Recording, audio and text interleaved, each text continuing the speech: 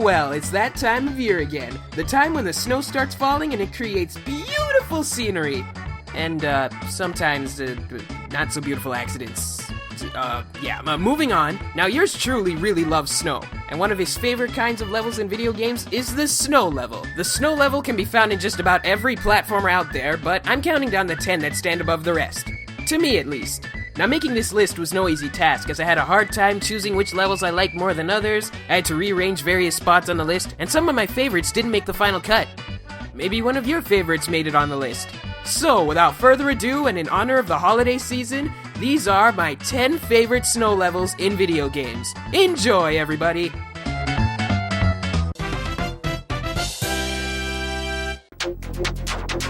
Oh, you probably didn't see this one coming, did ya?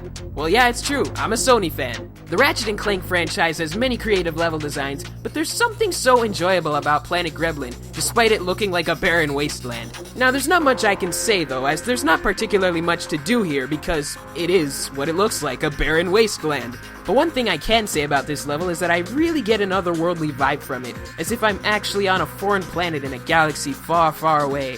Something I don't get from most of the other levels. I also got a simple joy out of exploring the moon, collecting the moonstones, going one-on-one with the Leviathans. Oh, those Leviathans were the coolest thing I had ever seen. Me and my brother would feel so awesome inside whenever we took one of these guys out.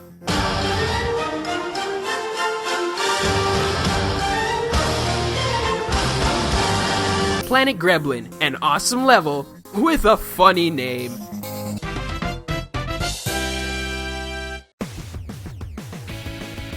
I had no idea what I was in for when I first played Scott Pilgrim vs. the World the game, as the only prior knowledge I had of Scott Pilgrim was the Michael Cera film. Is that how you pronounce it? Cera? Kara? Well, whatever. But it only took 30 seconds of playing the first level to know I was in for something good. Snowy Toronto is one of those levels that makes me feel right at home, as I spent a good chunk of my life growing up in that city, and I truly felt immersed playing this the first time through. Yeah, I remember the days when I'd run through the streets of downtown Toronto, taking on hundreds of thugs with nothing but snowballs and moves I learned right out of Street Fighter. Good times. Good times.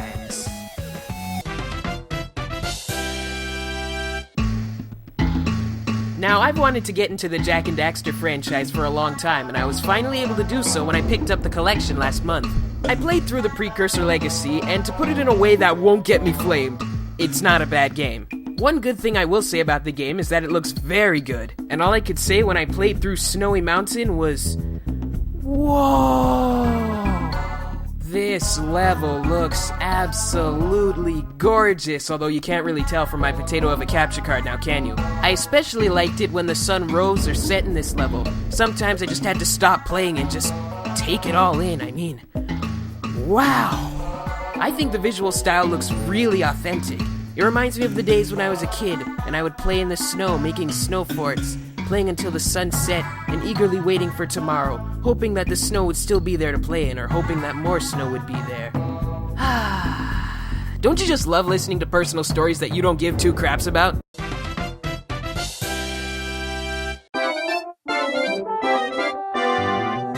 Ah yes, the one we've all been waiting for. The level that defines 3D Snow World. The very first snow level I ever experienced in the third dimension. Oh, how I love you, Cool Cool Mountain from Mario 64. Now, as I said in my very first top 10, Mario 64 is a frustrating game. It was frustrating then and it's frustrating now. I still can't get this star. Oh my god! But with Cool Cool Mountain, while I like the fact that it's a snow level, I also really like this level because it's one of the least frustrating levels in the game. But it does have its moments. Oh my god! There's also so many memorable things about this world that makes it a favorite among gamers, such as the penguin slide, the snowman, the mother penguin who lost her child, and that orphan penguin baby. Haven't we all done what I think we have to that penguin? Oh, so you say this isn't your kid, huh? Oh well, off you go! Well, would you look at that, another Naughty Dog game on the list that I've just played recently, and now I finally understand why everybody loves Crash 2. It's freaking amazing! And out of all the levels in the game, the polar bear levels gave me the most joy. And no matter how many times I died in these levels, I found myself saying, just one more try. Because I was having so much fun just driving a polar bear like an idiot right there. Seriously, what is there not to like about these levels? The music is lighthearted and catchy, they're super challenging and fast-paced, and the humor is just downright hilarious. Like how the polar bear is immune to everything and cannot die no matter what, or how Crash sees the polar bear, then looks at you with a devious face, then he's all like, "Come here!" And the polar bear just deals with it. Jeez, now I want to try and ride a polar bear.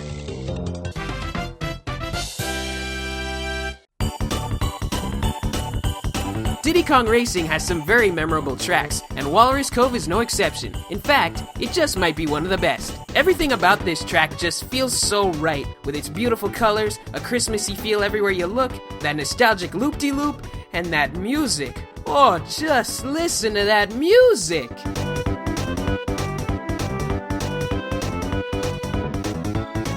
This track just gives me a nice warm feeling inside that I can't describe with comprehensible words. It's also probably the only track where the hovercraft is actually fun to use and doesn't hinder your progress. But the only gripe I have with this level is the name, Walrus Cove. Yes, this is definitely a cove, but where are all the walruses? I was expecting some walrus. That would have made this level perfect.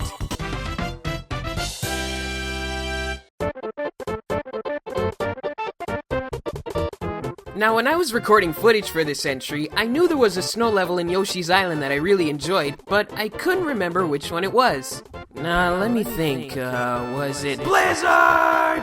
No, was it Ride the Ski Lifts? No. Welcome to Monkey World? Yeah, that sounds about right. No, it was this one! Duh! Now, I really enjoyed the first half of Danger Icy Conditions Ahead. It had nice visuals and it was fun just messing with these birds who are just derping around minding their own business. That guy won't be going home to his kids. But towards the end of the level, I remembered why it's one of my favorites. The memories just came flooding back. Oh, I see there's a door. Oh, I wonder where it leads to. Oh, Yoshi's wearing skis and he's sliding down the hill. And Mario's wearing a Santa hat. Aww. I had fun with the level back then and I had so much fun revisiting it again. This level really does not disappoint. While Cool Mountain was the first snow level I experienced in 3D, this was the first snow level I had even seen in a game. And when I think snow levels, Snow Barrel Blast is one of the first things that comes to mind. I remember this being one of the hardest levels in the game, and my palms would start to sweat when I made it to the second half of the level. As the level's difficulty got more and more intense, the snowfall got more and more intense, and in turn that made me tense. But while this level does get me tense, at the same time I feel a sense of calmness. Just looking at the beautiful snow-capped trees, watching the snow fall down, looking at the beautiful pink mountains, and that music, it has a combination of calm with a little bit of frantic, which for some reason really makes this level fun, at least to me. Snow Barrel Blast, more fun than a barrel of monkeys. Oh, I'm clever.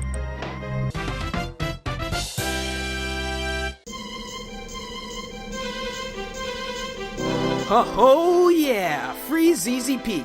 One of my favorite snow levels, and I'm sure it's a bunch of other people's favorites too. But it's not the only Banjo-Kazooie snow level in the number 2 slot. I also put Click Clock Wood Wintry variety on here. Let me explain why. I really like how the guys at Rare were able to show the two sides of winter so well in these levels. Freeze Easy Peak was essentially the fun side of winter, chock full of all my favorite things about the season. Snowball fights, sledding, actually never mind, these guys suck, and a sense of the holidays everywhere you looked. Click Clock Wood, on the other hand, represented the natural, dormant side of winter, and ironically it felt very alive, as if I was taking a nature walk in January. The music was calm, peaceful, and very atmospheric, and seeing the little baby eagle that you painstakingly got worms for all grown up and on his own, I felt a little good inside. Then he shot out a Jiggy. Ugh.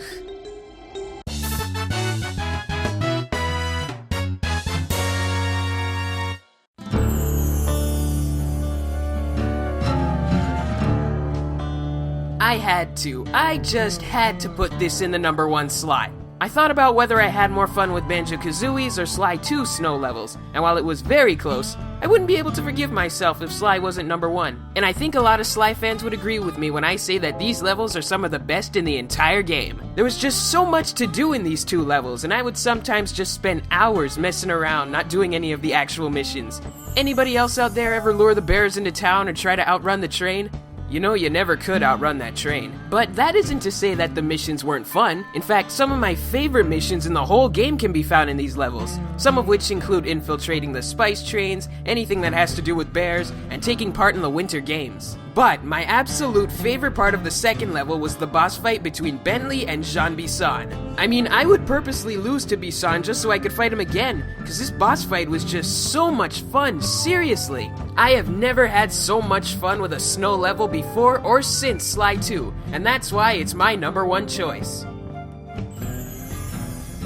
Well, there you go, guys. Those are my 10 favorite snow levels in video games. So what are your favorite snow levels? Leave a comment and tell me what they are. Don't forget to like this video and share it with your friends, because as we all know, this is the best time for that kind of stuff. It is the holidays after all. And don't forget to subscribe if you want to be noted of my newest videos. Speaking of which, I'm working on one right now, a review of a holiday special that I really enjoy. Stay tuned.